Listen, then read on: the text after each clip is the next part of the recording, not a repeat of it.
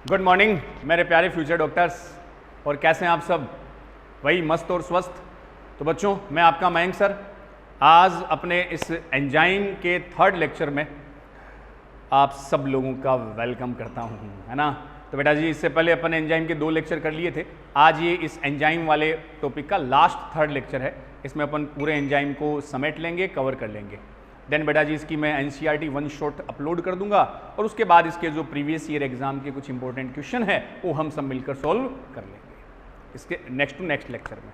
चलो, तो बेटा जी, जो लास्ट अपना सेकंड लेक्चर था, आपको याद होगा, उसमें अपन ने मोड ऑफ एंजाइमेटिक एक्शन की बात की थी। उसमें अपन ने बताया था कि मैकेनिज्म ऑफ एंजाइम की बात की थी, वो लॉक एंड की थ्योरी आई थी। एक बेटा जी इंड्यूस्ड फिट थ्योरी के बारे में बात किया था। और एक इंपॉर्टेंट पॉइंट अपन ने डिस्कस किया था क्लासिफिकेशन ऑफ एंजाइम, कि एंजाइम को बेटा जी 6 अलग अलग क्लासेज में क्लासिफाइड किया जाता है। वो सीक्वेंस आपको याद रखनी थी। फर्स्ट ऑक्सीडोरिडक्टेज, बिल्कुल। सेकंड कौन सी? ट्रांसफेरेज। थर्ड बेटा जी हाइड्रोलेजेज। फोर्थ कौन सी? लाइजेज। Fifth isomerase. और फाइनली सिक्स्थ आ गई थी लाइगेज। लाइगेज में बेटा जी ये था ना, जो अलग अलग मॉलिक्यूल को लाइगेट करे, जोड़ने का काम करे, वो लाइगेज था, जिसका एग्जांपल आया था डीएनए लाइगेज, बिल्कुल।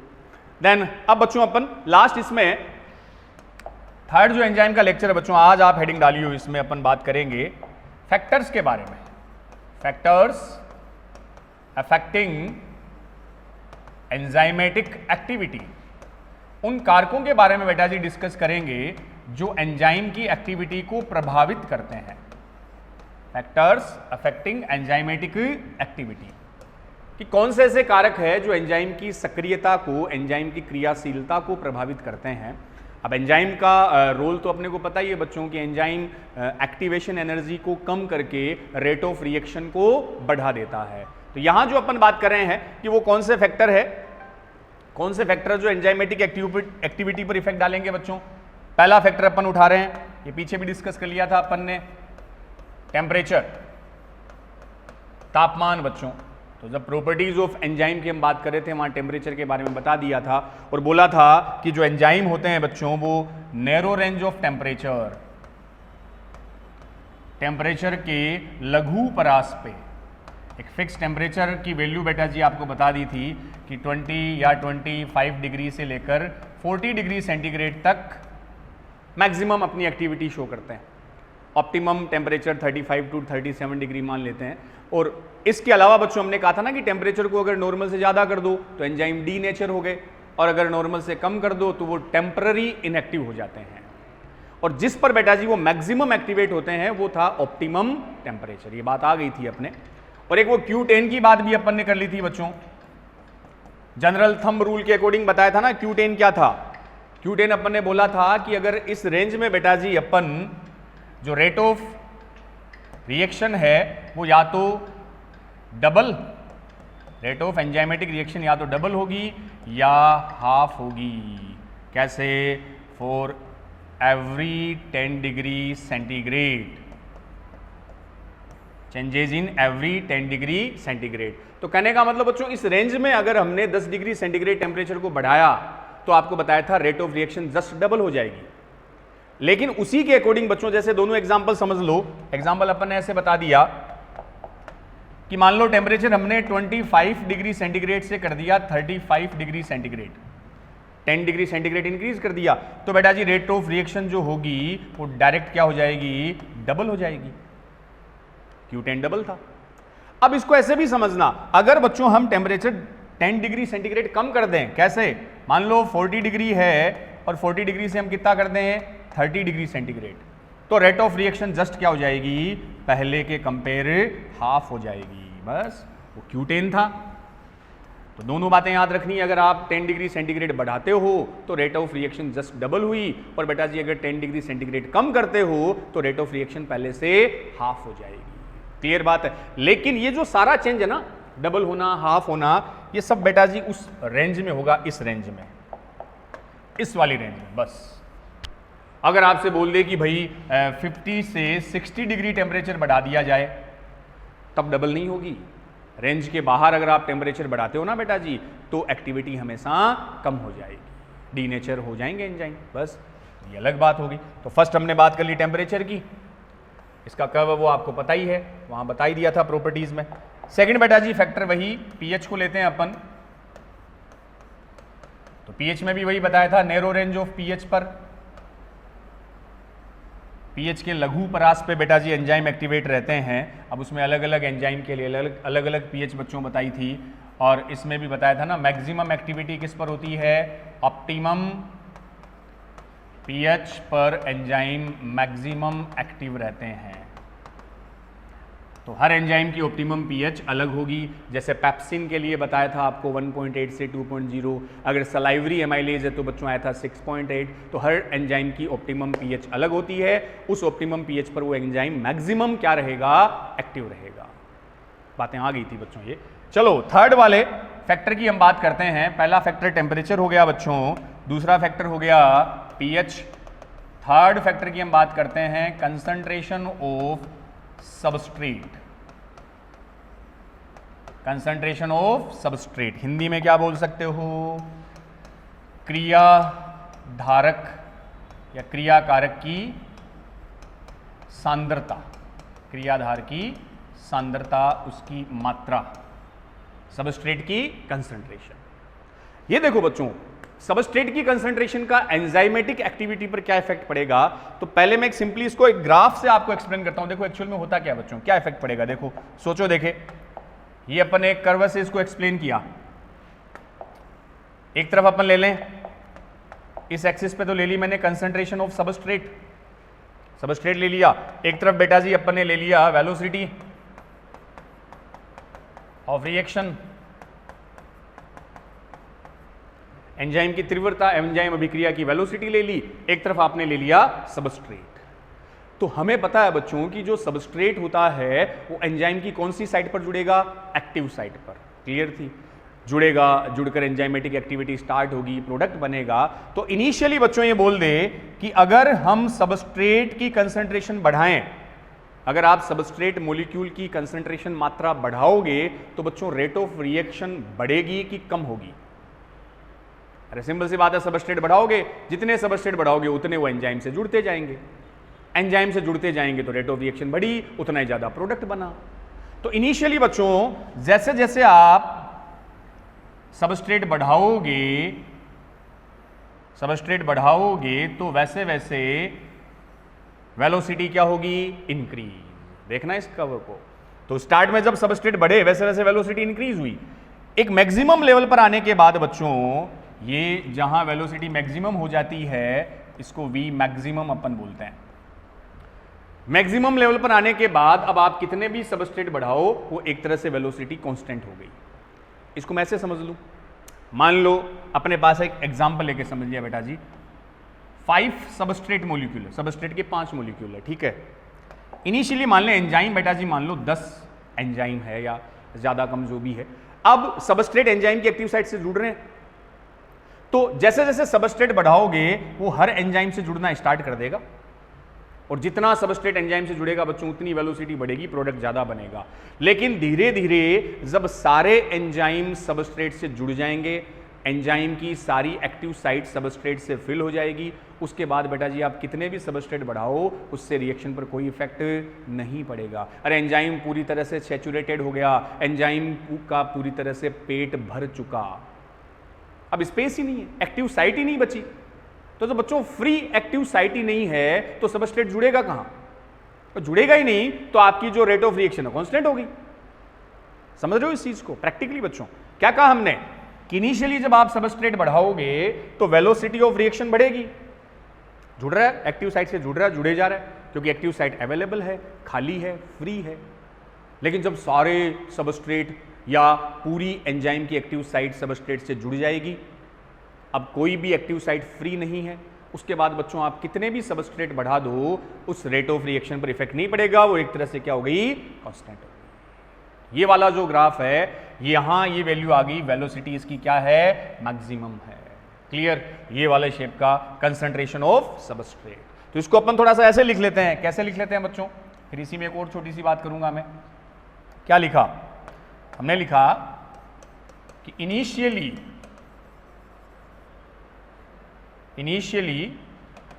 चलो ऐसे लिख लें, when concentration of substrate increased. शुरू में जब आप सबस्ट्रेट की कंसंट्रेशन सांद्रता बढ़ाओगे तो बेटा जी क्या होगा, तो होगा वेलोसिटी और रेट ऑफ रिएक्शन जो है इंक्रीज। इनिशियली क्या होगी, वेलोसिटी इंक्रीज होगी initially, then rate of reaction reach to its maximum level. Maximum मतलब वी मैक्सिमम पर आ जाएगी। तो जब आपने सबस्ट्रेट की कंसंट्रेशन को बढ़ाया, इंक्रीज किया, देन बच्चों वेलोसिटी और रेट ऑफ रिएक्शन क्या हुई, इंक्रीज। इनिशियली फर्स्ट इंक्रीज होती है, स्टार्ट में तो इंक्रीज होगी ना, क्योंकि एक्टिव साइड फ्री है तो वो क्या होगी, इंक्रीज होगी। और फाइनली बच्चों इंक्रीज होने के बाद अगर अपन बोले जब इंक्रीज होगी तो rate of reaction reaches to maximum, V maximum तक आ गई। उसके बाद बच्चों वी मैक्सिमम आने के बाद अब आप कितने भी सबस्ट्रेट बढ़ाओ, क्या कोई इफेक्ट पड़ेगा, नहीं पड़ेगा। उसके बाद जो वेलोसिटी है या एंजाइमेटिक एक्टिविटी है वो क्या हो गई, कांस्टेंट हो गई। अब उस पर कोई इफेक्ट नहीं पड़ेगा। इस ग्राफ से समझ गए ना आप, ये चीज ये रहा बस। तो यहां हमने इसको क्या बता दिया था, वी मैक्सिमम। देख लो, तो इनिशियली प्रारंभ में जब बच्चों सबस्ट्रेट बढ़ा तो वेलोसिटी ऑफ रिएक्शन इंक्रीज हुई, शुरुआत में तो इंक्रीज होगी, but finally rate of reaction reaches to maximum. जब आपकी अभिक्रिया की दर वेलोसिटी अपने मैक्सिमम लेवल पर आ गई, अधिकतम बिंदु पर आ गई, उसके बाद वेलोसिटी कांस्टेंट हो गई। अब आप कितना ही सबस्ट्रेट बढ़ाओ वो एक तरह से कांस्टेंट हो गई। क्यों कांस्टेंट हो गई, उसका रीजन आपको बताया था, वो यहां लिख सकते हैं। कांस्टेंट होने का रीजन बोलो, देखें क्यों कांस्टेंट हुई। इसका रीजन एक तो ये हो सकता है क्या बच्चों, एक तो हो सकता है क्या, free active site unavailable. Active site बची नहीं, अरे सारे एक्टिव साइट से सबस्ट्रेट जुड़ गया, तो absence of free active site. बिल्कुल एक रीजन हो सकता है एंजाइम जो है वो फुल्ली क्या हो गए, सैचुरेटेड हो गए, एंजाइम पूरी तरह से संतृप्त हो गए। यहां संतृप्त का मतलब ही बच्चों ये है कि उसकी पूरी एक्टिव साइट से सबस्ट्रेट जुड़ गया। तो रीजन आ गया कि मुक्त सक्रिय स्थल नहीं है, बचे ही नहीं, एंजाइम पूरी तरह से क्या हो गया, संतृप्त हो गया। तो फ्री एंजाइम नहीं है, या एंजाइम संतृप्त हो चुका, या एक्टिव साइट अब उपलब्ध नहीं है। और जब नहीं है तो आपका वो लेवल क्या हो गया, कांस्टेंट हो गया। तो इसको आप ऐसे समझ लो, इनिशियली जब आप सबस्ट्रेट बढ़ाओगे तो रेट ऑफ रिएक्शन वेलोसिटी बढ़ेगी। जब बेटा जी वेलोसिटी अपने मैक्सिमम लेवल पर आ जाएगी, फिर आप कितना ही सबस्ट्रेट बढ़ाओ वो कांस्टेंट हो जाएगी। क्यों, क्योंकि अब फ्री एंजाइम नहीं बचे, एंजाइम की एक्टिव साइट अब फ्री नहीं है। फ्री नहीं है तो वहां सबस्ट्रेट बाइंड नहीं होगा। क्लियर। चलो अब इसी ग्राफ में एक छोटा सा पॉइंट और समझते हैं बच्चों। वी मैक्सिमम के साथ एक और आपके एनसीईआरटी में बता रखा है, वो भी सुन लो, समझ लो। क्या बता रखा है, देखो ये वाला अपना कर्व, ये अपने को वी मैक्सिमम तो आ गया समझ, यहां मान लिया था ये है वी मैक्सिमम। इधर बेटा जी हमने क्या ले लिया, कंसंट्रेशन ऑफ सबस्ट्रेट। तो एक छोटा सा बात सुनियो, एक Km कांस्टेंट दे रखा है, यहां लिख रहा हूं मैं एक, ये मान लो यहां हाफ वी मैक्सिमम। इस पॉइंट पर तो बेटा जी वी मैक्सिमम अधिकतम है, इस वाले पॉइंट पे मान लें ये हाफ वी मैक्सिमम है, और हाफ वी मैक्सिमम पर जितने सबस्ट्रेट मॉलिक्यूल की रिक्वायरमेंट होती है उसके लिए एक वर्ड आता है बेटा जी, क्या, Km। सुनना, पहले इस ग्राफ को देखो एक बार, फिर बताता हूं मैं। अभी हमने क्या कहा, सबस्ट्रेट बढ़ा तो वेलोसिटी बढ़ी, और जब वो मैक्सिमम लेवल पर आ गई तो बेटा जी कांस्टेंट हो गई। ये है वी मैक्सिमम, ये है हाफ वी मैक्सिमम। अब सुनो एक चीज, Km क्या है, तो बेटा जी इस एक्सिस पर, इस अक्ष पर आपने क्या ले रखा है, सबस्ट्रेट ले रखा है। तो एक्चुअल में जो Km है वो किसकी वैल्यू है, सबस्ट्रेट की। तो ध्यान से सुनना, कंसंट्रेशन ऑफ सबस्ट्रेट या सबस्ट्रेट की वो मात्रा, सांद्रता जिस पर आपने क्या प्राप्त कर लिया, हाफ वी मैक्सिमम। जिस पर आधी वेलोसिटी वाली आप प्राप्त कर लो, वो सबस्ट्रेट की मात्रा क्या कहलाएगी, Km वैल्यू कहलाएगी। तो सिंपल सा, concentration of substrate eight which half V maximum attain, जिस पर हम हाफ वी मैक्सिमम प्राप्त कर लेते हैं, इस मैक्सिमम की आधी रेट ऑफ रिएक्शन आप प्राप्त कर लोगे, वो सबस्ट्रेट की सांद्रता क्या कहलाएगी, Km कहलाएगी। इधर ले रहे हो तो इधर हमने क्या लिखा है, सबस्ट्रेट को रखा है। तो Km क्या है, Km वैल्यू, Km बेटा जी कंसंट्रेशन और अमाउंट ऑफ सबस्ट्रेट एट विच क्या अटेन कर लिया, एट विच अटेन और गेन हाफ वी मैक्सिमम। हाँ यही half V maximum of reaction. तो हिंदी में लिख सकते हो कि क्रियाधार की वो मात्रा, क्रियाधार अणुओं की वो सांद्रता जिस पर आधी अभिक्रिया की दर प्राप्त कर ली जाती है, या वी हाफ वी मैक्सिमम आप प्राप्त कर लेते हो, वो सबस्ट्रेट की मात्रा क्या कहलाएगी, Km। तो amount of substrate eight which half V maximum value attain, gain, एक की बात। और Km को बच्चों बोला जाता है एक साइंटिस्ट के नेम पर बेटा जी, माइकेलिस मेंटेन कांस्टेंट, माइकेलिस मेंटेन कांस्टेंट। तो सबस्ट्रेट अणुओं की वो सांद्रता जिस पर क्या गेन कर लिया, half V maximum value gain कर ली जाए, वो Km वैल्यू कहलाती है। ठीक है, इसको हम आगे यूज भी करेंगे बच्चों। तो ये सबस्ट्रेट की कंसंट्रेशन है। अब सुनो, Km वैल्यू से एक दो बात और याद रखनी है आपको।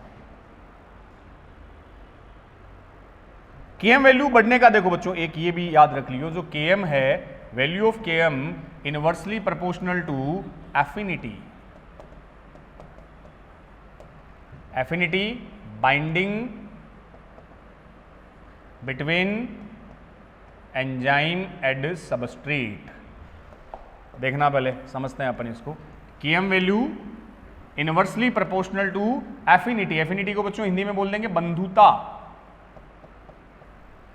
तो Km वैल्यू एंजाइम और सबस्ट्रेट के बीच की जो बंधन क्षमता है उसके व्युत्क्रमानुपाती होती है। मतलब ये हुआ कि जब Km वैल्यू बढ़ेगी किसी भी एंजाइम के लिए बच्चों, अगर Km वैल्यू का मान बढ़ेगा तो उस एंजाइम की सबस्ट्रेट के साथ बंधुता, जुड़ने की कैपेसिटी क्या होगी, कम होगी। ये याद रख लियो आप, इनवर्सली प्रोपोर्शनल होती है।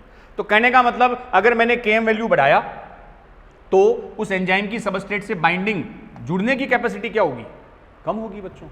तो जब एंजाइम सबस्ट्रेट से जुड़ने की कैपेसिटी कम हुई तो प्रोडक्ट का निर्माण, प्रोडक्ट फॉर्मेशन भी कम होगा। अरे जब एंजाइम सबस्ट्रेट से जुड़ी कम रहा है तो प्रोडक्शन भी कम हुआ। क्लियर। तो कहने का मतलब एक अच्छा एंजाइम, एक बेस्ट और गुड एंजाइम वो होगा जिसकी Km वैल्यू बच्चों ज्यादा हो कि कम हो। सोचो, अगर Km वैल्यू किसी की ज्यादा है, किस एंजाइम की, तो उसकी सबस्ट्रेट के साथ जुड़ने की कैपेसिटी कम है, कम है तो प्रोडक्ट कम बनाएगा, तो वो तो अच्छा एंजाइम नहीं हो सकता। तो एक अच्छा एंजाइम वो होगा जिसकी Km वैल्यू क्या हो, कम। Km वैल्यू कम होने का मतलब उसकी एफिनिटी सबस्ट्रेट के साथ ज्यादा होगी। जितना ज्यादा सबस्ट्रेट के साथ जुड़ेगा उतना ही ज्यादा प्रॉपर प्रोडक्ट बनाएगा। तो ये चीज आपको ध्यान रखनी है। क्या जो गुड या बेस्ट एंजाइम में लिखूं, एक गुड और बेस्ट एंजाइम वो है जिसकी Km वैल्यू क्या हो, या ए गुड और best enzyme should have low Km value. ये ध्यान रखना बच्चों, ये इंपॉर्टेंट चीज। Enzyme should have low Km value. तो अच्छा एंजाइम हम उसको मानेंगे जिसकी Km वैल्यू क्या रहे, कम रहे। Km वैल्यू कम का मतलब एफिनिटी ज्यादा। तो Km बच्चों क्या इंडिकेट कर रहा है, indicate concentration of substrate eight which half V maximum value attain, जिस पे आपने उस रेट ऑफ रिएक्शन की हाफ मैक्सिमम को क्या कर लिया, प्राप्त कर लिया हो, वो वैल्यू क्या कहलाएगी, Km, माइकेलिस मेंटेन कांस्टेंट इसको बोला जाता है साइंटिस्ट के नेम पर। क्लियर है ये चीज। तो हमने देख लिया फर्स्ट जो फैक्टर है बच्चों वो टेम्परेचर हो गया, देन सेकंड पीएच हो गया, थर्ड जो फैक्टर है, कारक है जो प्रभावित करता है, उस कंसंट्रेशन ऑफ सबस्ट्रेट हो गई। उसमें अपन ने इस केएम वैल्यू को भी क्लियर कर लिया कि केएम वो है जिस पर है सबस्ट्रेट की, ठीक है, जिस पर आप हाफ वी मैक्सिमम को प्राप्त कर लेते हो। और केएम वैल्यू अगर ज़्यादा है तो उस एंजाइम की बाइंडिंग कैपेसिटी कम है, वो एंजाइम ज़्यादा अच्छा कंसिडर नहीं कर सकते। तो अच्छा एंजाइम वो होगा, एक बेस्ट एंजाइम वो होगा जिसकी केएम वैल्यू क्या हो, कम हो, should have low KM value. Clear बात। चलो, केएम कम है तो बच्चों एफिनिटी ज़्यादा है। अगला फोर्थ फैक्टर पे आते हैं अपन। तो पहला टेम्परेचर, दूसरा पीएच, तीसरा कंसंट्रेशन ऑफ सबस्ट्रेट। लास्ट बच्चों जो फैक्टर्स है एंजाइमेटिक एक्टिविटी पर इफेक्ट डालता है, वो फोर्थ नंबर पे अपन बात करेंगे specific chemical inhibitor. Chemical inhibitor, रासायनिक संदमक, केमिकल इनहिबिटर। अब देखो नाम से सुन लो बच्चों, केमिकल कुछ ऐसे रसायन, इनहिबिटर का मतलब जो एंजाइमेटिक एक्टिविटी को, एंजाइम की सक्रियता को इन जनरल क्या कर दे, इनहिबिट कर दे, संदमित कर दे, कम कर दे, डिक्लाइन कर दे, हम उनको बोलेंगे केमिकल इनहिबिटर। जैसे जैसे अब मैं पहले इसको बता दूं इनहिबिशन क्या होता है, इनहिबिटर क्या है बच्चों, केमिकल इनहिबिटर। तो पहली चीज, पहली लाइन है enzyme are sensitive for specific chemicals. तो एंजाइम की जो एक्टिविटी है बेटा जी, वो विशिष्ट रसायनों के प्रति संवेदी होते हैं। ये लाइन ये करी है कि enzymes are sensitive for specific chemical, enzyme विशिष्ट रसायनों के प्रति संवेदनशील होते हैं। एंजाइम विशिष्ट रसायनों के प्रति संवेदनशील होते हैं, उन रसायनों की हम बात कर रहे हैं। ऐसे केमिकल जो एंजाइम की एक्टिविटी को कम कर दे, उन्हीं हमने क्या नाम दिया है, इनहिबिटर। तो अगली लाइन बच्चों, कुछ बढ़ाने वाले भी होते हैं, लेकिन जो सिलेबस में अपन उसी की बात कर लें बच्चों। तो chemical which inhibit enzymatic activity, chemical which inhibit enzymatic activity, इन्हीं रसायनों को क्या नाम दिया, इनहिबिटर। ये लो, तो ऐसे रसायन जो एंजाइम की सक्रियता को क्या कर दे, कम कर दे, इनहिबिटर कहलाएंगे। तो chemical which inhibit enzymatic activity, सीधा सा बच्चों, जो रसायन एंजाइम की सक्रियता को कम कर दे, उसकी अभिक्रिया की दर को कम कर दे, वो रसायन इनहिबिटर कहलाएंगे, संदमक कहलाएंगे। और इस प्रोसेस को, ये जो पूरी प्रोसेस है, इस प्रोसेस को अपन क्या बोल देंगे, इनहिबिशन, संदमन। ये लो, मैंने यहां नाम लिख दिया संदमन, और वो रसायन क्या कहलाएंगे हिंदी में, संदमक। फिर से सुनो, तो एंजाइम जो होते हैं वो कुछ केमिकल के प्रति बच्चों अत्यधिक संवेदनशील होते हैं। अब वो केमिकल दोनों टाइप के हैं बच्चों, यहां जो आपके सिलेबस में दे रखा है ना, वो इनहिबिशन इनहिबिटर दे रखा है। इनहिबिटर का मतलब वो रसायन कौन से हैं, संदमक है। कैसे, ऐसे रसायन जो एंजाइमेटिक एक्टिविटी को इनहिबिट कर देंगे, शट ऑफ कर देंगे, एंजाइमेटिक सक्रियता को जो कम कर दे, वो रसायन क्या कहलाएंगे, इनहिबिटर कहलाएंगे। और इस शट ऑफ या एंजाइमेटिक एक्टिविटी को कम करने की जो प्रोसेस है, उस प्रोसेस को हम क्या बोल सकते हैं, इनहिबिशन, संदमन। और वो केमिकल क्या कहलाएंगे, इनहिबिटर, संदमक। सीधी सी बात। तो कोई भी ऐसा केमिकल जिसने एंजाइमेटिक एक्टिविटी को डिक्लाइन, कम कर दिया हो, वो इनहिबिटर है, केमिकल इनहिबिटर है। चलो बच्चों, अब ये जो इनहिबिटर है वो दो टाइप के आपको दे रखे हैं, दो टाइप के अपन इनहिबिटर की बात करेंगे। फर्स्ट आएगा, इनसे नीट में खूब क्वेश्चन बनते हैं बच्चों, ये दे रखा आपके एनसीईआरटी में। फर्स्ट, कॉम्पिटिटिव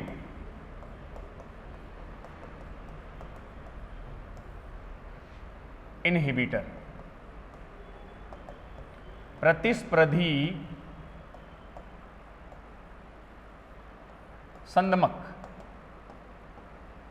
प्रतिस्पर्धी संदमक, कॉम्पिटिटिव इनहिबिटर। एक अपन बात करेंगे non competitive inhibitor, non competitive inhibitor, इसको कहा जाता है बच्चों अप्रतिस्पर्धी संदमक।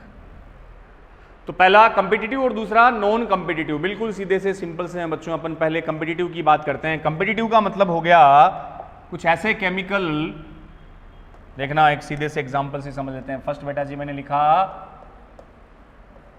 कम्पिटिटिव इनहिबिटर,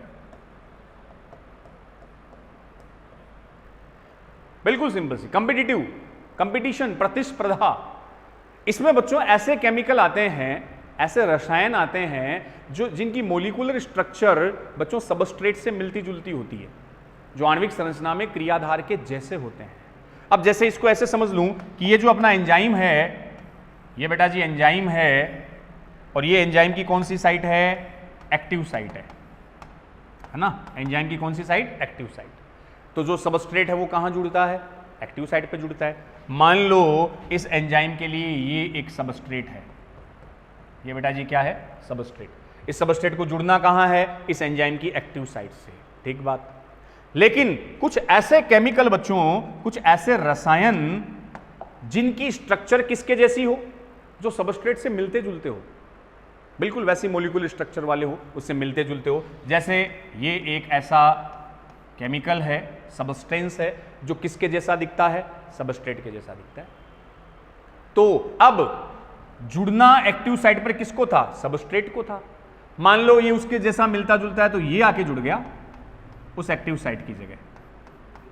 तो जब बच्चों ये दूसरा सबस्टेंस एक्टिव साइट की जगह आके जुड़ गया, तो अब सबस्ट्रेट उस एक्टिव साइट पर नहीं जुड़ पाएगा। नहीं जुड़ पाएगा तो जो प्रोडक्ट अपने को चाहिए वो डिजायर्ड प्रोडक्ट प्राप्त नहीं होगा। तो कहने का मतलब एंजाइम की एक्टिव साइट से जुड़ने के लिए इस केमिकल ने सबस्ट्रेट को क्या दिया? कंपटीशन दिया, प्रतिस्पर्धा दी। तो जो पहले आगे जुड़ गया बस, अब वहां से सबस्ट्रेट बाइंड नहीं हो पाएगा। तो ऐसा इनहिबिटर, ऐसे रसायन जो स्ट्रक्चरली, जो मोलिकुलरली किसके जैसे हों? जो सबस्ट्रेट के जैसे हों। उनकी संरचना सबस्ट्रेट के जैसी होती है, इसलिए वो भी एक्टिव साइट पर जाकर जुड़ सकते हैं, या एक्टिव साइट पर जुड़ने में वो सबस्ट्रेट का क्या देंगे? कंपटीशन करेंगे, प्रतिस्पर्धा करेंगे। अगर वो रसायन वहां जुड़ जाएगा तो आपका इच्छित प्रोडक्ट प्राप्त नहीं होगा। क्लियर? तो इसमें अपन ऐसे बता सकते हैं कॉम्पिटिटिव इनहिबिटर में बेटा जी क्या लिखेंगे अपन की केमिकल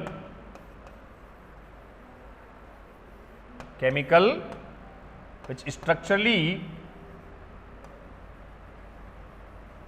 similar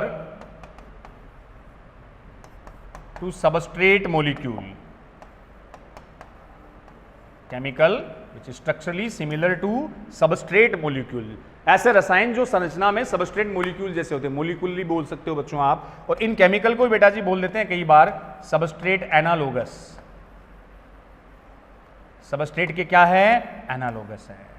तो chemical which structurally similar to और रिजेंबल टू सबस्ट्रेट मोलिक्यूल, तो ऐसे केमिकल जो सबस्ट्रेट मोलिक्यूल के जैसे दिखते हो, और इनको हम क्या कह सकते हैं? सबस्ट्रेट के एनालोगस होते हैं।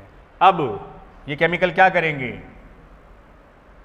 ये केमिकल बच्चों, ये जो कॉम्पिटिटिव इनहिबिटर होगा वो bind with active site of enzyme. ये इनहिबिटर एंजाइम की कौन सी साइट पे जुड़ेगा बच्चों? एक्टिव साइट पे। उस एक्टिव साइट पे जहां जुड़ना किसको था? सबस्ट्रेट को जुड़ना था। तो ये सबस्ट्रेट के साथ क्या दिखाएंगे? कंपटीशन करेंगे। तो ये रसायन संदमक जो होते हैं, कंपिटिटिव इनहिबिटर जो होते हैं, वो bind with active site of enzyme, और जब ये एंजाइम से बंध गए तो बच्चों आपका प्रोडक्ट फॉर्मेशन क्या हो गया? कम हो जाएगा। जो डिजायर्ड प्रोडक्ट चाहिए वो नहीं बनेगा। तो सिंपल सी बात, वो वाले रसायन जो दिखने में स्ट्रक्चरली कैसे हों? सबस्ट्रेट के जैसे हों, और वो एंजाइम के कहाँ जाके जुड़ेंगे? एक्टिव साइट पे जुड़ेंगे, और सबस्ट्रेट के साथ क्या शो करेंगे? कंपटीशन दिखाएंगे। इसलिए हमने बोला कंपिटिटिव इनहिबिटर। क्लियर बात? और जब बच्चों ये जुड़ गए तो प्रोडक्टिविटी उस एंजाइम से प्रोडक्ट बनना कम हो जाएगा। क्लियर बात है? जैसे एक एग्जांपल से समझा दूं मैं आपको, एंजाइटी का एग्जांपल ले रहे हैं बच्चों, मेलोनेट पूछा हुआ भी है, ऑल्सो कॉल्ड मेलोनिक एसिड। ये सबस्ट्रेट एनालोगस टू और structurally analogous to, resemble to succinic acid. कैसे है बच्चों? देखो, एक मेलोनेट मेलोनिक एसिड है जो सक्सिनिक एसिड के जैसे समानता दिखाता है। मैं एक रिएक्शन से आपको समझाता हूं। एक रिएक्शन है बच्चों, जो सक्सिनिक एसिड होता है, आपने क्रेब्स साइकिल में इस रिएक्शन को पढ़ा भी होगा। Succinic acid in presence of succinate dehydrogenase, in presence of succinate dehydrogenase क्या बनाएगा? एक प्रोडक्ट बनाएगा, फ्यूमेरिक एसिड। तो सक्सिनिक एसिड तो यहां क्या है बच्चों? सबस्ट्रेट है, और फ्यूमेरिक एसिड यहां क्या है? एक प्रोडक्ट है। किसकी प्रेजेंस में? एक एंजाइम है, सक्सिनेट डीहाइड्रोजिनेज। अब होता क्या है? देखो, इस रिएक्शन में अपन ऐसे बता सकते हैं, ये अपने पास एंजाइम मान लो, ये लो, ये एंजाइम कौन सा है? Succinate dehydrogenase. ठीक है बच्चों, एंजाइम है। ये एंजाइम की यहां ये कौन सी साइट है? अरे वही एक्टिव साइट है। इस एंजाइम की क्या है बच्चों? Active site. अब इसका मेन सबस्ट्रेट तो कौन है? सबस्ट्रेट है ये कौन? Succinic acid. ये लो, ये इसका मेन सबस्ट्रेट है। तो इस एक्टिव साइट से जुड़ना किसको है बच्चों? सक्सिनिक एसिड को जुड़ना है, तभी फ्यूमेरिक एसिड बनेगा। लेकिन इस सक्सिनिक एसिड से मिलता जुलता बच्चों इसका जो स्ट्रक्चर एनालोगस है वो है एक मेलोनिक एसिड। Malonic acid. तो मेलोनिक एसिड किसके जैसा है? सक्सिनिक एसिड के जैसा है। कंपिटिटिव, कंपटीशन देगा। दोनों कहां जाके जुड़ेंगे? Active site. दोनों में से एक ही जुड़ पाएगा। अगर मेलोनिक एसिड यहां आके जुड़ गया, ये लो, कौन जुड़ गया? Malonic acid. तो क्या बच्चों फ्यूमेरिक एसिड बनेगा? नहीं बनेगा। तो अपना प्रोडक्ट नहीं बन पाएगा। तो जुड़ना किसको था? सक्सिनिक एसिड को, लेकिन जुड़ गया कौन? Malonic acid. तो इस एक्टिव साइट से इस सक्सिनेट डीहाइड्रोजिनेज एंजाइम से जुड़ने के लिए मेलोनिक एसिड सक्सिनिक एसिड के साथ क्या दिखा रहा है? कंपटीशन दिखा रहा है। तो ऐसे केमिकल जो एंजाइम में कहां जुड़ेंगे? एक्टिव साइट पे जुड़ेंगे और प्रोडक्ट फॉर्मेशन को इनहिबिट कर देंगे। So it's called competitive inhibition. Clear? Example important है। एक और एग्जांपल से समझ लेते हैं बच्चों इसको। हाँ, इसका जैसे सॉल्यूशन भी यही बता देता हूं मैं। क्या? तो इसका सॉल्यूशन क्या हो? इस प्रॉब्लम को कैसे रिमूव किया जाए बच्चों? अगर ऐसी कभी समस्या आ जाए कि भाई कोई ऐसा केमिकल आ जाए जो सबस्ट्रेट के जैसा है, तो इसको दूर कैसे किया जाए? सॉल्यूशन है इसका। सॉल्यूशन ये है बेटा जी, सबस्ट्रेट की नंबर बढ़ा दो by increasing concentration of substrate molecule. By increasing number और कंसंट्रेशन ऑफ सबस्ट्रेट मॉलिक्यूल क्या होगा? Can be overcome. इस प्रॉब्लम को सोल्व आउट किया जा सकता है। So it's considered is reversible process. Reversible, वापस नॉर्मल कंडीशन आ सकती है। कैसे? अगर हम सबस्ट्रेट मॉलिक्यूल की कंसंट्रेशन बढ़ा दें बच्चों, ये देखो यहां समझ लो इसको।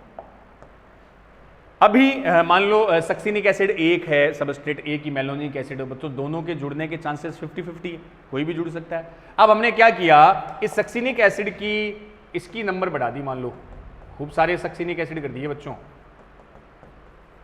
क्या बढ़ा दिया आपने? सक्सिनिक एसिड खूब सारे कर दिए। तो जब सक्सिनिक एसिड इस मेलोनिक एसिड से उसकी कंसंट्रेशन मात्रा ज्यादा हो गई, तो जुड़ने के चांस भी ज्यादा किसके हो गए? सक्सिनिक एसिड के। तो हम इस प्रॉब्लम का सॉल्यूशन ये कर सकते हैं, कैन बी ओवरकम बाय, कैसे? By increasing concentration of substrate molecule. अगर आपने सबस्ट्रेट मॉलिक्यूल की नंबर बढ़ा दी तो इस प्रॉब्लम का सॉल्यूशन हो सकता है। इसलिए हमने इसको बोला है रिवर्सिबल। ये वर्ड याद रखिए बच्चों, क्या कहा? रिवर्सिबल। इसलिए आप इसको कंपिटिटिव रिवर्सिबल भी बोल सकते हो। अगर हमने सबस्ट्रेट बढ़ा दिया तो वापस से वही नॉर्मल कंडीशन आ जाएगी, ये रिवर्स हो जाएगी। रिवर्सिबल है, इसका सॉल्यूशन भी है। कैसे? अपन किसको बढ़ा दें? नंबर ऑफ सबस्ट्रेट मॉलिक्यूल बढ़ाकर आप इसको रिवर्स कर सकते हो। तो रिवर्सिबल वर्ड भी यूज कर लेते हैं। एक और एग्जांपल इसी का है, दूसरा एग्जांपल ले रहा हूं मैं। ड्रग है बेटा जी पाबा। इससे फॉर्म होता है फॉलिक एसिड। सुनना पहले, पाबा फॉलिक एसिड, एक एंजाइम यहां काम आता है folic acid synthetase. Folic acid synthetase, synthetase का मतलब समझते हो ना, सिंथेसिस। तो ये एंजाइम फॉलिक एसिड बना रहा है तो फॉलिक एसिड सिंथेटेज हो गया। पाबा बेटा जी क्या है, देखिए एक drug, para amino butyric acid, para amino butyric acid, ये बनाता है फॉलिक एसिड। और ये जो फॉलिक एसिड है बेटा जी, ये essential for bacterial growth, essential for bacterial growth, ये जीवाणु वृद्धि के लिए आवश्यक होता है। बैक्टीरिया जब ग्रोथ करते हैं ना किसी होस्ट में या कहीं भी, तो उन बैक्टीरियल ग्रोथ के लिए, जीवाणु वृद्धि के लिए क्या आवश्यक है, फॉलिक एसिड। जीवाणुओं की वृद्धि के लिए essential for growth of bacteria. बनेगा किससे, पाबा से। किसकी प्रेजेंस में, फॉलिक एसिड सिंथेटेज एंजाइम की प्रेजेंस में। अब बच्चों इसका जो कॉम्पिटिटिव है वो होती है एक सल्फा ड्रग, सल्फा ड्रग्स। तो अगर सल्फा ड्रग अपन ने यूज कर ली तो वो इस पाबा के स्ट्रक्चरली सिमिलर होती है। तो अगर सल्फा ड्रग बाइंड हो जाए किससे, इस फॉलिकुलर सिंथेटेज से, तो ये फॉलिक एसिड का प्रोडक्शन नहीं होगा तो बैक्टीरिया वहां ग्रोथ नहीं कर पाएगा। तो ग्रोथ रोकने में इसका यूज होता है। सल्फा ड्रग है तो सल्फा ड्रग किसके मोलिकुलर सिमिलर है, पाबा के, इस सबस्ट्रेट के। ये सबस्ट्रेट ही तो है, ये प्रोडक्ट है। तो एंजाइम फॉलिक एसिड सिंथेटेज से जुड़ना पाबा को था, लेकिन इसके सिमिलर कौन है, सल्फा ड्रग, वो आके जुड़ गई तो फिर फॉलिक एसिड का प्रोडक्शन नहीं होगा और प्रॉपर बैक्टीरिया की ग्रोथ नहीं होगी। ये आ गया। ये हमने पहला डिस्कस कर लिया बच्चों, कॉम्पिटिटिव इनहिबिशन। चलो सेकंड पे आते हैं, नॉन कॉम्पिटिटिव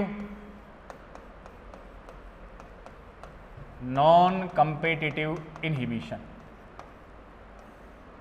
अप्रतिस्पर्धी संदमन, नॉन कॉम्पिटिटिव। तो पहले नाम से समझ जाओ बच्चों, उसको हमने कॉम्पिटिटिव कहा था। कॉम्पिटिटिव इसलिए कहा था क्योंकि वो सबस्ट्रेट के जैसे होते हैं केमिकल, और वो एक्टिव साइट से जुड़ने में कंपटीशन दिखाते हैं, प्रतिस्पर्धा रखते हैं। एक्टिव साइट वही मेन है। नॉन कॉम्पिटिटिव में जो मैं बात करूंगे बच्चों अपन, इसमें कुछ ऐसे केमिकल आएंगे जो एक्टिव साइट से नहीं जुड़ेंगे, इन्हें एक्टिव साइट से जुड़ना ही नहीं है। तो कहने का मतलब सबस्ट्रेट के साथ ये कोई कंपटीशन नहीं दिखाएंगे, क्योंकि सबस्ट्रेट को तो कहां जुड़ना होता है, एक्टिव साइट पे। अगर कोई दूसरा भी एक्टिव साइट पे जुड़े तभी तो कंपटीशन है। अरे अपना बच्चों नीट वाले, जो बच्चा दूसरा नीट की तैयारी कर रहा है उसी से तो कंपटीशन आपका। अगर कोई आईआईटी की प्रिपरेशन कर रहा है उससे अपना कोई कंपटीशन नहीं है, क्योंकि नीट की प्रिपरेशन करने वालों का, सारे बच्चों का एक ही टारगेट है, अच्छी रैंक के साथ गवर्नमेंट मेडिकल कॉलेज में एंट्री। आईआईटी वालों से अपना कोई कंपटीशन नहीं है। तो कंपिटिटिव तो वो हो गया जिसका टारगेट एक्टिव साइट है, वही जो टारगेट सबस्ट्रेट का है वही उनका टारगेट है, एक्टिव साइट पर जुड़ना। सेम टारगेट है तो कंपटीशन हुआ। लेकिन इनका टारगेट बच्चों एक्टिव साइट पर जुड़ना नहीं होता है, इसलिए ये क्या है, नॉन कंपिटिटिव, अप्रतिस्पर्धी। क्लियर। तो नॉन कंपिटिटिव में सुनो, पहली बात इसमें फर्स्ट ये क्लियर करना है, नॉन कंपिटिटिव क्यों, क्योंकि ये एंजाइम की एक्टिव साइट पे डजंट बाइंड विद, इसकी एक्टिव साइट पर बाइंड नहीं होंगे। एंजाइम के सक्रिय स्थल से बंधित नहीं चाहिए active site, doesn't bind with active site, उस पर बाइंड होंगे ही नहीं। कहां जुड़ेंगे, अब देखो उसकी बात करते हैं। उसके बेस पर ये दो है, ये कभी भी एक्टिव साइट पर बाइंड नहीं होते। नॉन कॉम्पिटिटिव इनहिबिशन बेटा जी दो टाइप के आएंगे बाइंडिंग के बेस पर। एक आएगा नॉन कॉम्पिटिटिव इररिवर्सिबल, एक आएगा नॉन कॉम्पिटिटिव रिवर्सिबल। रिवर्सिबल जो भी मैंने कॉम्पिटिटिव में बताया था, रिवर्सिबल का मतलब जिसमें वापस पहले जैसी कंडीशन आ सके। तो वहां बताया था ना, सबस्ट्रेट को बढ़ा के आप फिर से उसको सॉल्यूशन कर सकते हो, वो रिवर्सिबल। अब नॉन कॉम्पिटिटिव में दो है बच्चों, इरिवर्सिबल अनुत्क्रमणीय और रिवर्सिबल उत्क्रमणीय। सुनना, छोटे से डिफरेंस है। इसकी बात करूं मैं नॉन कॉम्पिटिटिव इरिवर्सिबल में, तो पहले तो दिमाग में क्लियर कर लेना, नॉन कॉम्पिटिटिव है तो एक्टिव साइट से नहीं जुड़ेगा, कहीं और जुड़ेगा। कहां जुड़ेगा, तो इरिवर्सिबल में ये होगा बेटा जी बाइंड विद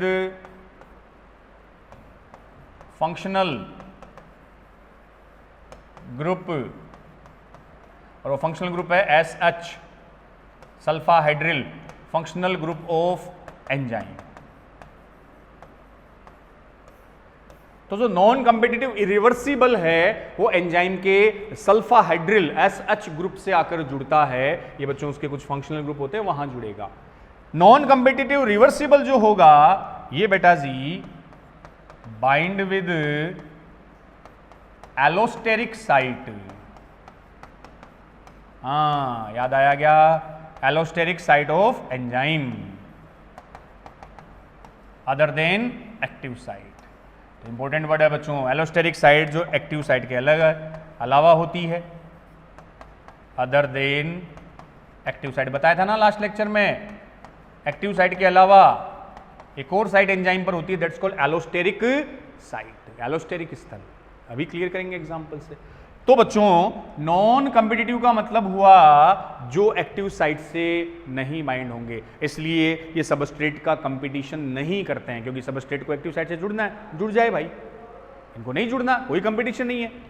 तो पहली बात जो इरिवर्सिबल है, नॉन कॉम्पिटिटिव इरिवर्सिबल, वो कहां जुड़ा बच्चों, वो जुड़ा एंजाइम के किसी फंक्शनल ग्रुप पे। वो मेन SH ग्रुप होता है, एक सल्फा हाइड्रिल ग्रुप होता है, अभी एग्जांपल से बताएं। और ये मेन नॉन रिवर्सिबल जुड़ते हैं एलोस्टेरिक साइट पे जो एक्टिव साइट के अलावा होती है। एक्टिव साइट तो है ही नहीं ना, तभी तो नॉन कॉम्पिटिटिव है। चलिए थोड़ा एग्जांपल से समझ लें। पहले इसका मैंने एग्जांपल लिखा साइनाइड। हाँ cyanide bind with metal ion of cytochrome oxidase. इस एंजाइम बच्चों जो साइटोक्रोम ऑक्सीडेज है, हाँ इंपॉर्टेंट एंजाइम, माइटोकॉन्ड्रिया वाला, रेस्पिरेशन में मेन रोल, उससे साइनाइड उसके मेटल आयन से आके जुड़ जाएगा। और बच्चों जब साइनाइड जुड़ जाएगा तो उस एंजाइम की एक्टिविटी इनहिबिट हो जाएगी। सबस्ट्रेट जुड़ो जाए, ये एक तरह से इस सल्फा ड्रग जो SH सल्फा हाइड्रिल ग्रुप है इसको डैमेज कर देंगे, डिस्ट्रॉय कर देंगे। डिस्ट्रॉय करने से बेटा जी वो एंजाइम प्रॉपर फंक्शन नहीं कर पाएगा। जैसे मान लिया अपन एक एंजाइम बना के समझा देते हैं कि बेटा जी कोई एंजाइम है, ठीक है, यहां मान लो इस एंजाइम में ये है SH सल्फा हाइड्रिल ग्रुप यहां है, क्लियर। ये एंजाइम की एक्टिव साइट है, तो सबस्ट्रेट तो एक्टिव साइट से जुड़ जाएगा। अब ये जो होते हैं ना, जैसे साइनाइड ले लिया मैंने, नॉन कॉम्पिटिटिव है बच्चों, ये साइनाइड मान लो मॉलिक्यूल साइनाइड का है। अब साइनाइड एक्टिव साइट से नहीं जुड़ेगा, साइनाइड जाके जुड़ेगा इस सल्फा हाइड्रिल ग्रुप से, यहां आके जुड़ गया। यहां जुड़कर भी ये इस फंक्शनल ग्रुप को, इस ग्रुप को डिस्ट्रॉय डैमेज कर देगा।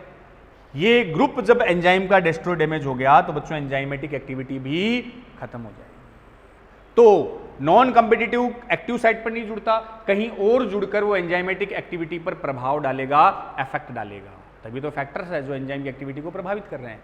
लेकिन एक्टिव साइट पे नहीं जुड़ा, ये SH ग्रुप पे जुड़ा, और इस साइनाइड के जुड़ने से जो ये ग्रुप है बेटा जी ये डिस्ट्रॉय हो गया, इनएक्टिव हो गया, और इसके डिस्ट्रॉय होते ही एंजाइमेटिक एक्टिविटी खत्म हो गई, और इस साइनाइड की वजह से रेस्पिरेशन पर इफेक्ट पड़ेगा, श्वसन क्रिया बाधित होगी। इसलिए साइनाइड बॉडी के लिए टॉक्सिक होते हैं, हानिकारक होते हैं।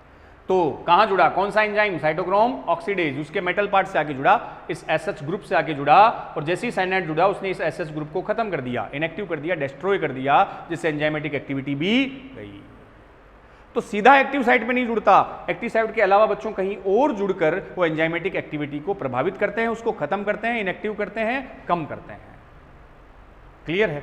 अब आओ, अब मैंने इसको इरिवर्सिबल क्यों कहा, अभी पीछे बच्चों रिवर्सिबल में तो ये बताया था कि आप सबस्ट्रेट बढ़ा के वापस कंडीशन को नॉर्मल कर सकते हो, ऐसा यहां नहीं है। अगर मैं बोलूं कि मैंने साइनाइड को फिर से यहां से हटा दूं तो क्या एंजाइम फिर से एक्टिवेट हो जाएगा, यहां नहीं होगा बच्चों। एक बार ये फंक्शनल ग्रुप डिस्ट्रॉय हो जाए वापस से नॉर्मल या सही नहीं हो सकता, तो वापस पहले वाली स्थिति नहीं आ सकती, इसलिए हमने इसको क्या नाम दिया है, इरिवर्सिबल। एक बार साइनाइड जुड़ गया, खत्म हो गया, तो इनएक्टिव ही रहेगा।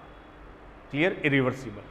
अब आओ दूसरी साइड में, ये रहा नॉन कॉम्पिटिटिव रिवर्सिबल, जिसमें जो आपके केमिकल है वो एक्टिव साइट के अलावा कहां जुड़ेंगे, एलोस्टेरिक साइट पे जुड़ेंगे। एलोस्टेरिक साइट क्या होती है, इसमें थोड़ा सा बता दूं मैं।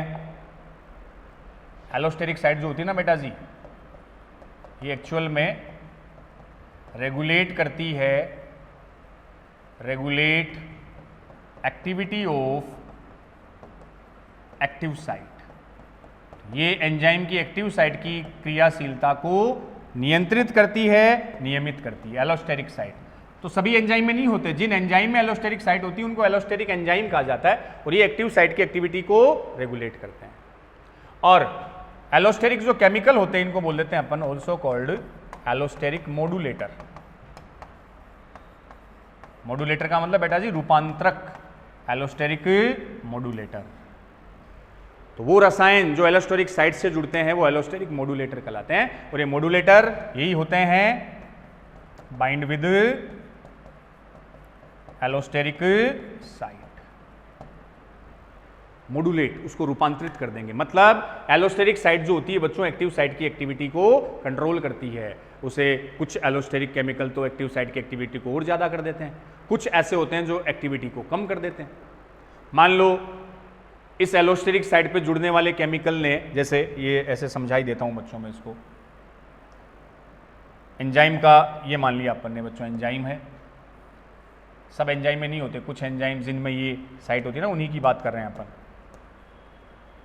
इस एंजाइम में मान लो बच्चों ये 2 साइट है, ये लो, ये कोई एक एलोस्टेरिक एंजाइम है, मतलब ऐसा एंजाइम जिसमें एलोस्टेरिक साइट होती है उनको आप क्या बोल सकते हो, एलोस्टेरिक एंजाइम।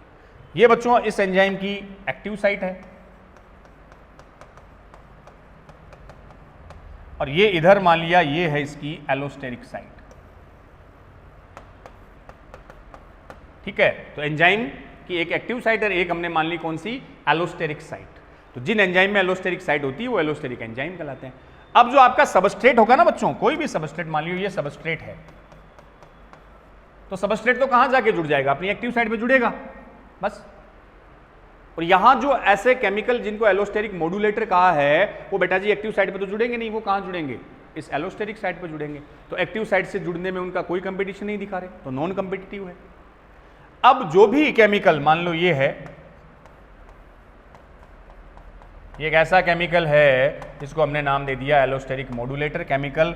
ये मॉड्यूलेटर जाके बेटा जी कहां जुड़ा, इस एलोस्टेरिक साइट पर जाके जुड़ेगा। तो मान लो यहां जुड़ा, जोड़ दो, ये लो बेटा जी, इसको इस कलर में दिखा दे, ये आके जुड़ गया यहाँ एलोस्टेरिक मॉड्यूलेटर, जो एलोस्टेरिक साइट पर जाके जुड़ेंगे। अब इसके जुड़ने पर बच्चों ये एलोस्टेरिक साइट जो है ये एंजाइम की एक्टिव साइट की एक्टिविटी को कंट्रोल करेगी, इसको कंट्रोल करती है। तो कुछ ऐसे केमिकल होते हैं जिनकी वजह से एक्टिव साइट की एक्टिविटी बढ़ जाएगी और ज्यादा एक्टिव हो जाएगी, कुछ ऐसे भी केमिकल होते हैं जो एक्टिव साइट की एक्टिविटी को कम कर देंगे। दोनों टाइप के मॉड्यूलेटर होते हैं, एक वो मॉड्यूलेटर जिसने एक्टिव साइट की एक्टिविटी को इंक्रीज कर दिया, एक वो जिन्होंने एक्टिविटी को डिक्रीज कर दिया। तो कहने का मतलब आपसे पूछे कि एलोस्टेरिक साइट का रोल क्या है, तो एलोस्टेरिक साइट का रोल आपको बताया, regulate activity of active site, जो एक्टिव साइट की एक्टिविटी को रेगुलेट करे, नियंत्रित करे। या तो वो एक्टिव साइट की एक्टिविटी को और बढ़ा दे या उसकी एक्टिविटी को बच्चों कम कर दे। उस हिसाब से मॉड्यूलेटर 2 टाइप के हो गए। एक मॉड्यूलेटर को आप बोल सकते हो बेटा जी इंड्यूसर, पॉजिटिव, और स्टिमुलेटर। एक बेटा जी नेगेटिव या इनहिबिटर। इनहिबिटर तो बोल ही रहे ना अपन, इंड्यूसर बोल दो, स्टिमुलेटर या इंड्यूसर, प्रेरक, सही है। तो इंड्यूसर का मतलब ऐसे एलोस्टेरिक केमिकल मॉड्यूलेटर जिन्होंने एक्टिव साइट की एक्टिविटी को इंड्यूस कर दिया, प्रेरित कर दिया और बढ़ा दिया। और नेगेटिव इनहिबिटर का मतलब वो एक्टिव साइट की एक्टिविटी को इनहिबिट कर दे, कम कर दे, वो एलोस्टेरिक नेगेटिव हो जाएंगे। क्लियर बात है। तो एलोस्टेरिक साइट का मतलब जो एक्टिव साइट की एक्टिविटी को कंट्रोल करे, उसे और पॉजिटिव बढ़ा दे या उसको कम कर दे। बढ़ाने वाले हैं तो वो इंड्यूसर है, कम करने वाले हैं तो आप उनको इनहिबिटर बोल सकते हो, संदमक बोल सकते हो, नाम ही है प्रेरक।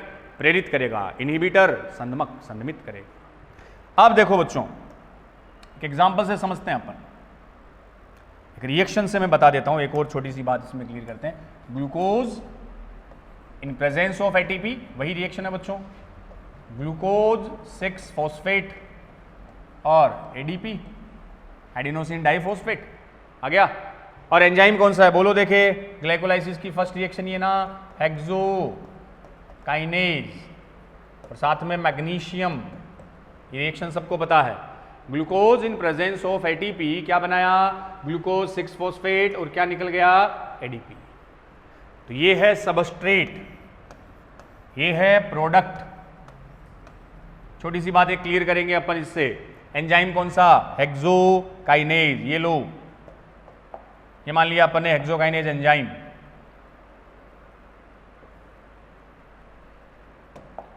कैसे एक्टिविटी को कंट्रोल कर रहा है, बन जा भाई, ये रहा बच्चों।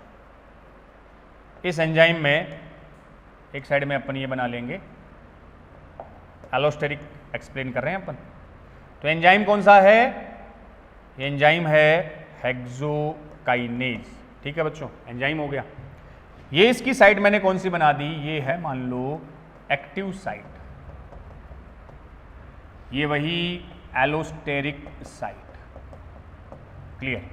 अब देखो क्या है, एक छोटी सी बात फीडबैक वाला भी अपन यहां समझेंगे, हार्मोन में तो आता है, वैसे यहां भी थोड़ा समझ लें। अब बच्चों आपका सबस्ट्रेट कौन है, ग्लूकोज, एंजाइम कौन, हेक्सोकाइनेज। इस हेक्सोकाइनेज से मान लो ये ग्लूकोज है, सबस्ट्रेट एक मेन कौन है अपना, ग्लूकोज है। तो ग्लूकोज जब इस हेक्सोकाइनेज से यहां जुड़ेगा, इस एंजाइम की एक्टिव साइट से जुड़ेगा ना मेन सबस्ट्रेट, तो बच्चों क्या बनेगा, ग्लूकोज 6 फॉस्फेट, एटीपी भी है, एडीपी भी है, मैं एक बार सीधा ग्लूकोज की बात कर रहे हैं। तो ग्लूकोज जो मेन सबस्ट्रेट है वो किससे जुड़ा, इस एंजाइम की एक्टिव साइट से जुड़ा, ठीक है, हेक्सोकाइनेज की एक्टिव साइट से जुड़ा बच्चों, और प्रोडक्ट बन गया ग्लूकोज 6 फॉस्फेट। अब ध्यान से सुनना, क्या बना, प्रोडक्ट। कुछ ऐसे भी प्रोडक्ट होते हैं बच्चों, जो ये प्रोडक्ट यहां देखो एलोस्टेरिक का काम करेगा, और ये जो ग्लूकोज 6 फॉस्फेट है, मान लो ऐसी स्ट्रक्चर इसकी, मान लें अपन ये ग्लूकोज 6 फॉस्फेट है, ऐसा ये बन गया। तो प्रोडक्ट खुद जाएगा, प्रोडक्ट जाके उस एंजाइम की एलोस्टेरिक साइट से जुड़ेगा, और इस एलोस्टेरिक साइट से जब प्रोडक्ट जुड़ेगा बच्चों, यहां आके मान लो ये जुड़ गया, तो ये प्रोडक्ट इस एलोस्टेरिक साइट से जुड़कर इस एक्टिव साइट की एक्टिविटी को इनहिबिट कर देगा, कम कर देगा, रोक देगा। तो जब एक्टिव साइट की एक्टिविटी बच्चों कम हो गई, तो फाइनली प्रोडक्ट बनना क्या हो जाएगा, कम हो जाएगा। इसी को बोलते हैं हम फीडबैक। याद आया क्या हार्मोन में, जहां प्रोडक्ट खुद अपने प्रोडक्शन को कम कर दे, जहां उत्पाद खुद अपने उत्पादन को कम कर दे। कैसे, एंजाइम में क्या होता है, तो कौन सा प्रोडक्ट बना, देख लो, इसको छोड़ो एक बार, ये हेक्सोकाइनेज की एक्टिव साइट थी, एक्टिव साइट से सबस्ट्रेट जुड़ा, कौन, ग्लूकोज जुड़ा, क्या बना, ग्लूकोज 6 फॉस्फेट, एटीपी भी साथ होता है, ग्लूकोज 6 फॉस्फेट इसका प्रोडक्ट है।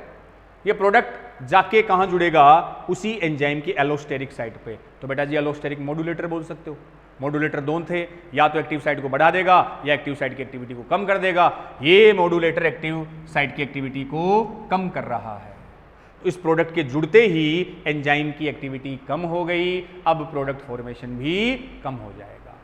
तो यहां जहां प्रोडक्ट खुद अपने प्रोडक्शन को कम कर रहा है, ये वाला स्टेप बेटा जी क्या कहलाया, क्या कहलाया बच्चों, नेगेटिव फीडबैक,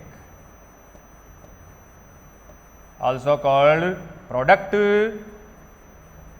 फीडबैक।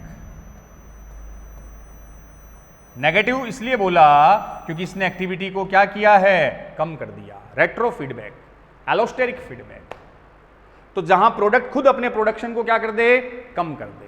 क्लियर। तो जो नेगेटिव फीडबैक होते हैं ना बेटा जी, वो एलोस्टेरिक फीडबैक का ही पार्ट है। इसको आप एलोस्टेरिक भी बोल सकते हो ना, अरे बोल ही सकते हैं, क्योंकि ये जो प्रोडक्ट है उसने जाके कहां जुड़ा है, एलोस्टेरिक साइड पे जुड़ा है, तो एलोस्टेरिक मॉड्यूलेटर हो गया। तो जहां प्रोडक्ट अपने प्रोडक्शन को कम कर दे, it's called negative feedback process. Product रोक रहा है, so also called product feedback.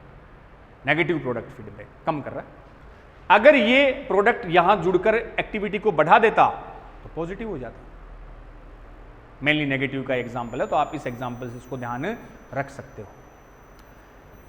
तो ये नॉन कम्पिटिटिव रिवर्सिबल होता है, वो नॉन कम्पिटिटिव इरिवर्सिबल था। ठीक है, तो फिर से एक बार मैं थोड़ा सा इसको क्लियर करूं, बिल्कुल सीधे सी तरीके से याद रख लो। हम एंजाइम के फैक्टर की बात कर रहे हैं, पहला टेम्परेचर पीएच तो हो गया। कंसंट्रेट ऑफ सबस्ट्रेट में बेटा जी आप सबस्ट्रेट की कंसंट्रेशन बढ़ाओगे तो इनिशियली जो प्रोडक्ट फॉर्मेशन है वो बढ़ेगा, क्योंकि सबस्ट्रेट जितने ज़्यादा होंगे उतने ज़्यादा एक्टिव साइट से जुड़ेंगे। लेकिन फाइनली बच्चों जब आपके प्रॉपर प्रोडक्ट बन गए, अब आप कितना ही सबस्ट्रेट बढ़ाओ, पूरा एंजाइम सैचुरेट हो चुका, कोई भी एक्टिव साइट फ्री नहीं है, तो वो जो ग्राफ आपका कांस्टेंट हो गया। उस ग्राफ से आपको एक केएम वैल्यू भी याद रखनी थी, KM value, Michaelis Menten constant. KM मतलब बच्चों amount of substrate, concentration of substrate, जिस पर आप हाफ वी मैक्सिमम प्राप्त कर लेते हो, गेन कर लेते हो, उस वेलोसिटी का हाफ वी मैक्सिमम गेन करने के लिए जितने सबस्ट्रेट चाहिए वो केएम वैल्यू है। केएम से इतना याद रखना था, KM value is inversely proportional to affinity, binding capacity with enzyme and substrate. तो जो एंजाइम अच्छा होगा उसकी केएम वैल्यू क्या होनी चाहिए, कम। केएम वैल्यू कम होगी तो एंजाइम और सबस्ट्रेट की बंधुता, बाइंडिंग एफिनिटी ज्यादा होगी। बस वो वर्ड वहां याद रखना। देन हमने कुछ ऐसे केमिकल्स की बच्चों बात की जो एंजाइमेटिक एक्टिविटी पर इफेक्ट डालते हैं। अगर वो केमिकल एंजाइमेटिक एक्टिविटी को इनहिबिट करते हैं, कम करते हैं, तो उन केमिकल को आप इनहिबिटर बोलते हो, और उस प्रोसेस को हम इनहिबिशन कहते हैं, संदमन। इनहिबिटर दो टाइप के थे, कम्पिटिटिव, नॉन कम्पिटिटिव। कम्पिटिटिव नाम से ध्यान रखना, ऐसे केमिकल जो सबस्ट्रेट के जैसे दिखते हैं उनको सबस्ट्रेट एनालोगस भी बोलते हो, मोलिकुलरली सबस्ट्रेट के जैसे हैं। तो बच्चों वो एक्टिव साइट से जुड़ने के लिए सबस्ट्रेट के साथ कंपटीशन करेंगे, क्योंकि उनको भी कहां जुड़ना है, एक्टिव साइट से जुड़ना है, और सबस्ट्रेट तो वहां जुड़ता ही है, इसलिए कंपटीटिव हो गए। और रिवर्सिबल इसलिए बोला कि अगर अपन सबस्ट्रेट की कंसंट्रेशन बढ़ा दें, इस प्रॉब्लम का सॉल्यूशन हो सकता है। और उसका बेस्ट एग्जांपल है वो सक्सिनिक एसिड, उससे जैसा मिलता जुलता मेलोनिक एसिड है, जो सक्सिनेट डिहाइड्रोजिनेज से जुड़कर प्रोडक्ट फॉर्मेशन को कम कर देगा। दूसरा नॉन कम्पिटिटिव, नॉन कम्पिटिटिव में इतना याद रख लो, नॉन कम्पिटिटिव केमिकल कभी भी एक्टिव साइट पर नहीं जुड़ेंगे बच्चों, इसलिए वो सबस्ट्रेट का कंपटीशन नहीं करते। कहां जुड़ते हैं, उस बेस पर दो टाइप के आ गए। नॉन कम्पिटिटिव इरिवर्सिबल, उसमें तो वो आता है जो functional group SH sulphydryl group पर जुड़कर उसको खत्म कर देगा, साइनाइड जो साइटोक्रोम ऑक्सीडेज से बाइंड होता है। और नॉन कम्पिटिटिव रिवर्सिबल में बच्चों हमने बताया वो एलोस्टेरिक साइट से जुड़ते हैं। Allosteric other than active site, active site के अलावा कुछ एंजाइम में एक और साइट होती है एलोस्टेरिक साइट। ये एलोस्टेरिक साइट बच्चों एक्चुअल में एक्टिव साइट की एक्टिविटी को रेगुलेट करती है। तो कुछ ऐसे केमिकल है जो एलोस्टेरिक साइट से जुड़कर एक्टिव साइट की एक्टिविटी को बढ़ा देंगे, इंड्यूसर, कम करने वाले इनहिबिटर। यहां एक एग्जांपल ग्लूकोज 6 फॉस्फेट का लेके मैंने बताया, प्रोडक्ट खुद जाकर एलोस्टेरिक साइट से जुड़ेगा और अपने फॉर्मेशन प्रोडक्शन को कम कर देगा। कम कर रहा है तो नेगेटिव फीडबैक हो गया। क्लियर है चीज? चलो अब बेटा जी एक ग्राफ से मैं थोड़ा सा इसको एक्सप्लेन कर दूं। ये ग्राफ के भी काफी क्वेश्चन है, अगले लेक्चर में तो मैं आपके इसकी एनसीईआरटी कराऊंगा वन शॉट में, उसके अगले लेक्चर में बेटा जी अपन इसके प्रीवियस ईयर क्वेश्चन देखेंगे, वहां देखना काफी क्वेश्चन इस पॉइंट से मिलेंगे। पहला कॉम्पिटिटिव इनहिबिशन, दूसरी साइड में इधर अपन कब बनाएंगे नॉन कॉम्पिटिटिव इनहिबिशन। इन दोनों में क्या चेंजेस है, ग्राफिकली हम इसको कैसे रिप्रेजेंट करें, देखना बच्चों। ये लो, इस ग्राफ से अपन ने मैंने एक तो ये बना दिया अपना वही फर्स्ट, सेकंड मान लो इस कलर से बनाते हैं। पहला ये करना है, तो पहले कॉम्पिटिटिव का बता देता हूं मैं। यहां अपना क्या था, वी मैक्सिमम, ठीक है। यहां कहीं भी ले लो बच्चों, ये हाफ वी मैक्सिमम ये था। अब हाफ वी मैक्सिमम देख लो, यहां से बता दूं मैं, ये कलर ले लेते हैं अपन, ये वाला। चलो, एक इस कर्व के लिए, एक इसके लिए, दोनों के लिए हाफ वी मैक्सिमम देख लें। इस कर्व के लिए तो आ गया, ये आ गई केएम वैल्यू। इस कर्व के लिए बेटा जी ये केएम वैल्यू आ गई, इधर सबस्ट्रेट ही तो था। हेलो, तो इधर वाला जो कर्व है ये आ गया in presence of competitive inhibitor. और तो इधर वाला कर्व होगा ये वाला, ये नॉन नॉर्मल कंडीशन मान लो, इन एब्सेंस ऑफ इनहिबिटर। तो नॉर्मल कर्व में तो नॉर्मल साइड में तो ये था ना, नॉर्मल कर्व आ गया था जब कोई इनहिबिटर नहीं था। और बच्चों जब कंपिटिटिव इनहिबिटर आएगा तब आपका एक ग्रीन वाला ऐसा कर्व आएगा। देखो क्या चेंज आ रहा है, क्या कंपिटिटिव इनहिबिटर केमिकल मिलाने पर वी मैक्सिमम में कोई चेंज आया? नहीं आएगा बेटा जी, मैक्सिमम तो उसी टाइम दोनों का गेन होगा।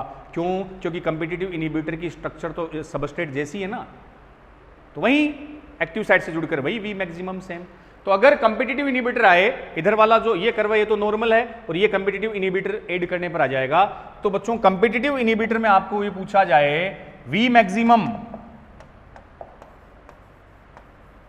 नो चेंज, वी मैक्सिमम में कोई चेंज नहीं आएगा। केएम वैल्यू की बात आए, केएम वैल्यू क्या इफेक्ट पड़ रहा है देख लो इस ग्राफ से, ये रहा KM value half V maximum पर है। तो इस नॉर्मल, ये अपना पहले वाला नॉर्मल कर्व है, इधर केएम वैल्यू ये रही बच्चों, और इस कंपिटिटिव की प्रेजेंस में केएम वैल्यू ये आई। तो कंपिटिटिव इनहिबिटर यूज करोगे तो केएम वैल्यू इंक्रीज होगी कि डिक्रीज होगी? इधर चल रहे हो इंक्रीज। तो कंपिटिटिव इनहिबिटर में केएम वैल्यू बेटा जी क्या हुई? इंक्रीज हुई, ये पूछ लेते हैं। और वी मैक्सिमम क्या रहा? उसमें कोई चेंज नहीं हुआ, वी मैक्सिमम नो चेंज, और केएम वैल्यू क्या हुई? इंक्रीज। फिर से देखो कर्व, ये रहा पहला जो कर्व है ये नॉर्मल जो आता ही है, उसके बाद बचा in presence of competitive inhibition. We maximum दोनों का सेम लेवल पर है, कोई चेंज नहीं, और यहां हाफ वी मैक्सिमम कहीं भी ले लिया मैंने, तो इस कर्व के लिए केएम वैल्यू ये रही हाफ वी मैक्सिमम, अगले वाले के लिए रही, तो केएम वैल्यू क्या हो गई? इंक्रीज। ये पूछ लेते हैं। तो कंपिटिटिव इनहिबिशन में वी मैक्सिमम कोई चेंज नहीं होगा, बट केएम वैल्यू क्या होगी? इंक्रीज होगी। अब आओ second condition, non competitive inhibition. इसको कर्व से समझते हैं, ये लो ध्यान रख लियो इनका। ये बेटा जी वही अपना नॉर्मल कर्व है पहला, और दूसरा इन प्रेजेंस ऑफ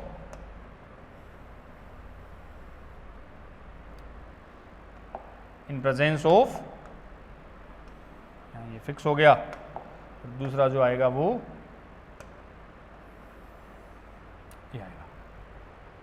तो जो फर्स्ट वाला है ये तो बेटा जी नॉर्मल है, और इधर वाला ये आ गया in presence of non competitive inhibition, वही सबस्ट्रेट, इधर वो वेलोसिटी वाला आ गया।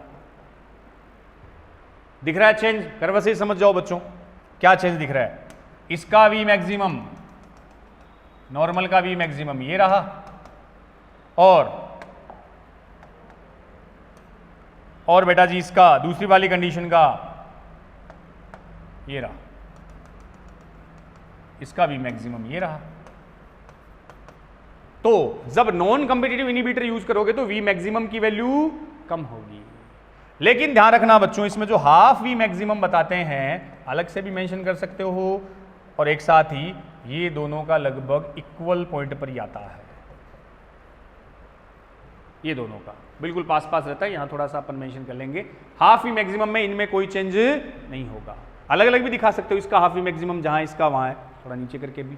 बाकी ध्यान आप इसमें रख लेना कि नॉन कंपिटिटिव जब इनहिबिशन होगा तो V maximum decrease, but KM value में कोई चेंज नहीं होगा मेरे प्यारे फ्यूचर डॉक्टर्स। ये लो, ये आ गई बात। इस कर्व को फिर देख लो दोनों, तो वी मैक्सिमम नॉन कंपिटिटिव में कम हो गया नॉर्मल से, बट केएम वैल्यू क्या आई? सेम। तो ग्राफिकल भी पूछा जा सकता है, पूछा गया भी है। हम क्वेश्चन जब सोल्व करेंगे प्रैक्टिस में तो बेटा जी आपको इससे रिलेटेड कई क्वेश्चन मिल जाएंगे, तो सीधा सा आप लिख भी सकते हो। इसको समझ लेना कि कंपिटिटिव और नॉन कंपिटिटिव, कंपिटिटिव और नॉन कंपिटिटिव, क्या कंपिटिटिव में केएम वैल्यू और वी मैक्सिमम, तो कंपिटिटिव में बेटा जी केएम वैल्यू क्या हो रही है? इंक्रीज। नॉन कंपिटिटिव में केएम वैल्यू में कोई चेंज नहीं, ये रहा नो चेंज।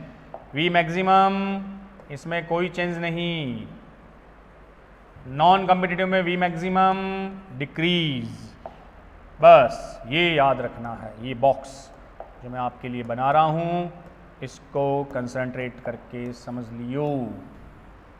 बस बेटा जी, ये लो ग्राफ से कनेक्टेड। तो केएम वैल्यू और वी मैक्सिमम पर क्या क्या चेंज आते हैं ड्यूरिंग कॉम्पिटिटिव इनहिबिशन और नॉन कॉम्पिटिटिव इनहिबिशन, इस ग्राफिकल से आप इजीली समझ जाना। तो आज के इस लेक्चर में बेटा जी अपन ने उन फैक्टर्स की बात कर ली जो एंजाइमेटिक एक्टिविटी पर असर डालते हैं, इफेक्ट करते हैं। उसमें टेम्परेचर आ गया, उसमें पीएच आ गया, उसमें कंसंट्रेशन ऑफ सबस्ट्रेट आ गई, और वो कुछ स्पेशल केमिकल आ गए जिन्हें आपने इनहिबिटर बोला। इनहिबिटर इसलिए बोला क्योंकि वो केमिकल्स एंजाइमेटिक एक्टिविटी को इनहिबिट करते हैं, शट ऑफ करते हैं। क्लियर है? चलो अब कुछ ऐसी बेटा जी इस चैप्टर से रिलेटेड में कुछ टर्मिनोलॉजी, कुछ वर्ड्स आपको बता देता हूं, बाकी ये चैप्टर अपना कंप्लीट। टर्म्स तो क्या है, जैसे दो चार वर्ड ही है बेटा जी। एक लिखा मैंने एंजाइमोलॉजी, एंजाइमोलॉजी समझ ही गए होंगे, स्टडी ऑफ एंजाइम। एक एनसीईआरटी में वर्ड दे रखा है प्रो एंजाइम, ये भी आपको पता ही है। जाइमोजन,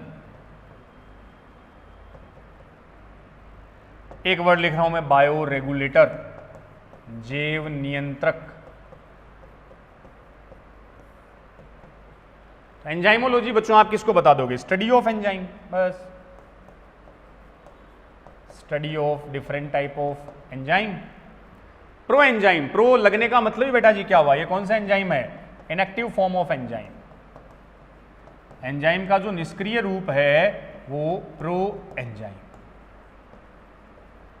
जाइमोजन, इसके एग्जाम्पल आप डाइजेस्टिव सिस्टम में पढ़ते हो ना बच्चों, वो आता है कौन सा? लाइक पेप्सिनोजन, ध्यान आया आपके? ये प्रो एंजाइम ही तो है बच्चों। लाइक ट्रिप्सिनोजन, लाइक प्रोरेनिन, ये सब इनएक्टिव होते हैं बच्चों। प्रोटियोलाइटिक है, सब प्रोटीन डाइजेस्टिव एंजाइम है, तो काम में आने से पहले हम इनको क्या करते हैं? एक्टिव करते हैं। तो प्रो एंजाइम मतलब inactive form of enzyme. Bio regulator मतलब बच्चों जो बायोलॉजिकल एक्टिविटीज को रेगुलेट करे, कंट्रोल करे। इसमें तीन रेगुलेटर आते हैं, एक आपके एंजाइम तो आते ही हैं, कैटलिस्ट, एक बेटा जिसमें हॉर्मोन्स आते हैं, एक वाइटामिन्स को इंक्लूड किया जाता है। इन तीनों को कंबाइंडली बोला जाता है bio regulator. Vitamins, hormone and enzyme. Enzyme catalyst हो गए जो हर केमिकल रिएक्शन को कैटलाइज करते हैं। अब एनसीईआरटी में बैठो, ये तो देखो बायो कैटलिस्ट हो गए, एक इनऑर्गेनिक कैटलिस्ट की भी बात कर रखी है। मैं एनसीईआरटी जब रीडिंग लगाऊंगा अगले लेक्चर में तो वहां वो एक लाइन आएगी। इनऑर्गेनिक कैटलिस्ट बच्चों, उनका और बायो कैटलिस्ट में एक मेजर डिफरेंस है। बायो कैटलिस्ट जो आपके एंजाइम थे, अपने को पता है हाई टेम्परेचर पर एक्टिव नहीं रहते, डी नेचर हो जाते हैं।